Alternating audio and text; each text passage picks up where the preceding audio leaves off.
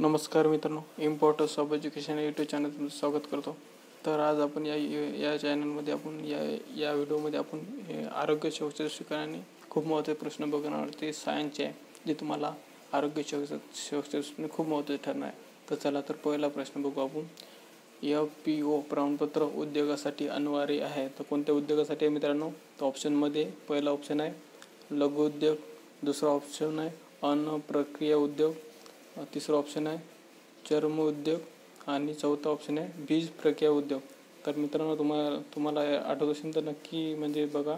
तर तुम्हाला आन्सर सांगतो. तर याच्यावर अन्न प्रक्रिया उद्योग याच्या दोन नंबरचा आन्सर आहे मित्रांनो. ओके, तर लक्षात ठेवा मित्रांनो. आणि तुम्ही मला कमेंटमध्ये सांगा FPOचा फुल फॉर्म काय आहे, कारण की आरोग्य शिक्षक 100% तुम्हाला फुल फॉर्मवर सुद्धा विचारू शकते प्रश्न.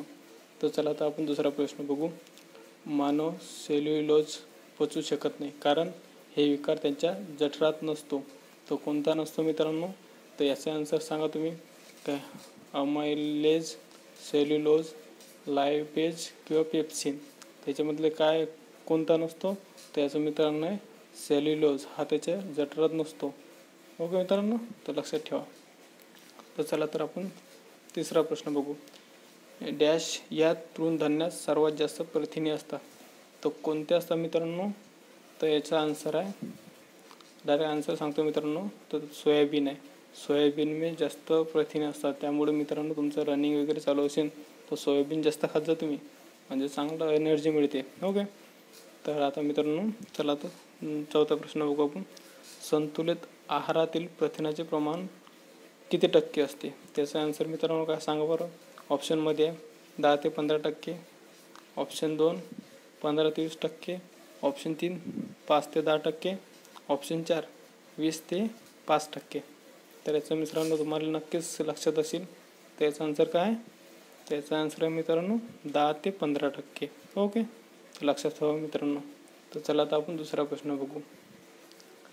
तर खालीलपैकी ते सेल्युलोजचे प्रमाण सर्वात जास्त असते. तर कशामध्ये असते मित्रांनो? खालीलपैकी डॅश सेल्युलोजचे प्रमाण सर्वात जास्त असते. तर कशामध्ये असते मित्रांनो? तर याच्यामध्ये याचा आन्सर आहे डाळमध्ये सर्वात जास्त असते. ओके, तर चला तर आता शेवटचा प्रश्न बघू आपण मस्त की. तर इथं तुम्हाला एक म्हणजे असणारे पदार्थ, त्याच्यातले आम्ल दिलेले आहे आणि पदार्थ दिलेले आहे, म्हणजे कोणता असते. तर लिंबूमध्ये कोणतं असते मित्रांनो? तुम्हाला लक्षात आहे का? त्याच्यामध्ये सायट्रिक आम्ल असते मित्रांनो, लक्षात ठेवा. आणि लॅक्टिक आम्ल कशामध्ये असते? लॅक्टिक आम्ल हे दुधामध्ये असते मित्रांनो. आणि असाटिक आम्ल कशामध्ये असते? असाटिक आम्ल विनेगरमध्ये असते. आणि ब्युटेरिक आम्ल कशामध्ये असते? तर आंबलेले शिळे लोणी ह्याच्यामध्ये असते मित्रांनो. तुम्हाला हा व्हिडिओ नक्कीच मित्रांनो आवडला असेल, नक्की लाईक करा आणि तुम्हाला असेच व्हिडिओ बघण्यासाठी नक्की सबस्क्राईब करा. ठीक आहे, थँक्यू मित्रांनो, धन्यवाद.